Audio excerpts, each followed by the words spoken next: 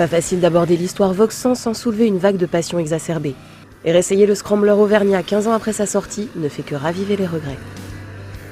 Si aujourd'hui de nombreux constructeurs essayent de s'approprier avec plus ou moins de réussite le concept du Scrambler, il ne faut pas oublier que c'est le génie des Français de Vauxhall qui a fait renaître ce type de machine. Un concept bike réalisé par Thierry Henriette. Commercialisé au printemps 2001, le Scrambler reprend 90% de l'étude de style initial. Le double pot sublime, les protections alu siglées Scrambler, le grand guidon, le réservoir arrondi, la selle double étage, le Scrambler a une bouille sympa et exclusive et promet cette alchimie unique entre polyvalence et caractère. Lorsqu'elle a été présentée, en fait, c'était un peu un ovni. C'est intéressant à signaler et c'est très important. C'est d'ailleurs cette moto qui a remis le terme de Scrambler dans la production moderne.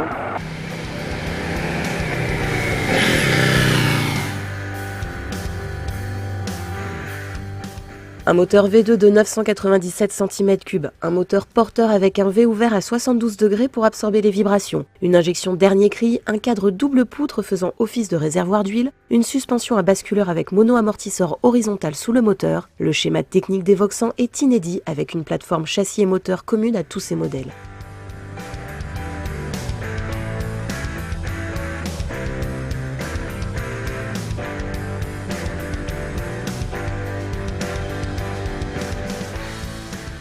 Le constructeur français avait été le premier à aborder la production sous cette logique industrielle, aujourd'hui fort répandue. Sur ce cœur à gros caractère, on greffe des suspensions, des roues, des freins et une carrosserie spécifique à chaque modèle. Une approche très intelligente. Ainsi naîtront un roadster, un café racer semi-caréné, puis ce Scrambler qui dispose de sa personnalité propre.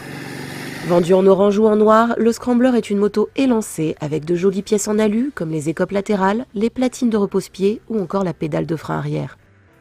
Le grand guidon surplombe une instrumentation ronde asymétrique un peu old-fashion avec son bloc chromé. Mais sous ses lignes toutes rondes, le Scrambler cache de grandes ressources. Eh bien, un Scrambler, c'est exactement cette Vauxhall. C'est une moto avec un grand guidon, une superbe ligne d'échappement relevée. Et ça, c'est vraiment la signature des Scramblers historiques. Et la Vauxhall respecte parfaitement le code. Et une montée de pneus à tétine pour favoriser les évolutions dans les chemins. Ce sont des pneus mixtes qui peuvent rouler sur la route, mais qui peuvent aussi faciliter les évolutions dans la nature, des petites escapades hors goudron. Avec le grand guidon, la moto est très facile à balancer, les commandes hydrauliques, l'embrayage hydraulique, les freins avant sont doux.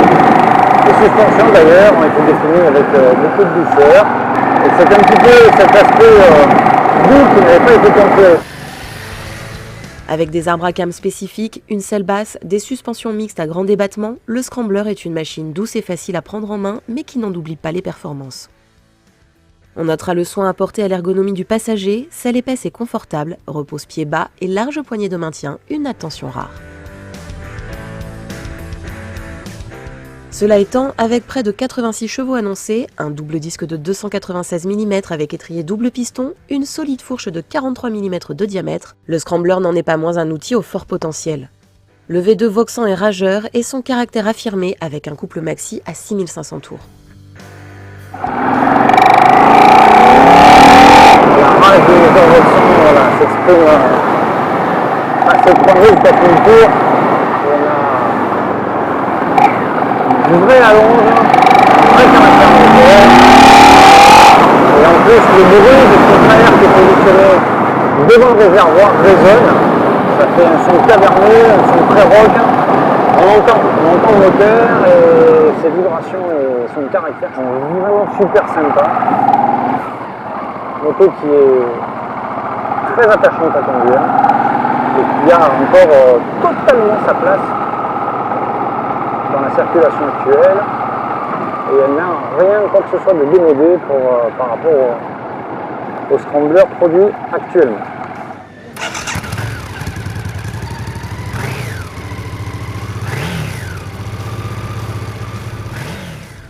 Mais il ne fait pas que du bruit le Scrambler, il se comporte parfaitement dans sa philosophie de moto universelle, à la fois facile pour la ville et performante pour les grands trajets. Le tout avec une compacité remarquable que le V2 autorise et seulement 190 kg.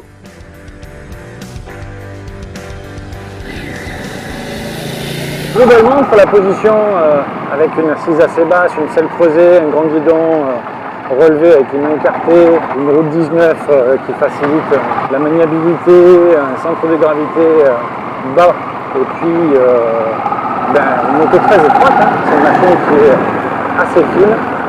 Voilà, on se régale avec sous les yeux un réservoir tout en rondeur. Le châssis ultra rigide avec bras oscillants super costauds et un moteur participant offre la rigidité d'une routière. S'il encaisse la fougue du café racer, aucun doute qu'il ne vous limitera pas en version scrambler.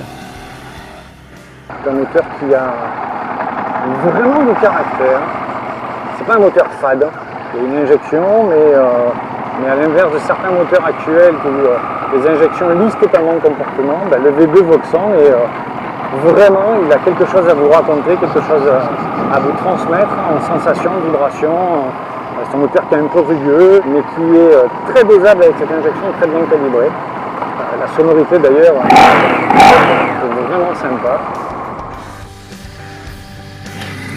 En résumé, le Scrambler est une vraie bonne surprise, mais sans doute arrivé beaucoup trop tôt, à une époque où le marché songeait encore trop aux seules performances, mais en plus à un moment où Voxan était encore sous la suspicion globale des acheteurs. Chacun attendait que son voisin en ait acheté une pour voir s'il n'avait pas de soucis. Moralité, à force d'attendre, les ventes n'ont pas été assez fortes et Voxan a disparu. Dommage pour Voxan, pour la moto française et encore plus pour le Scrambler, extrêmement attachant à l'usage et qui était sans doute le plus innovant de toute la gamme. La preuve aujourd'hui, tous les constructeurs ont un Scrambler.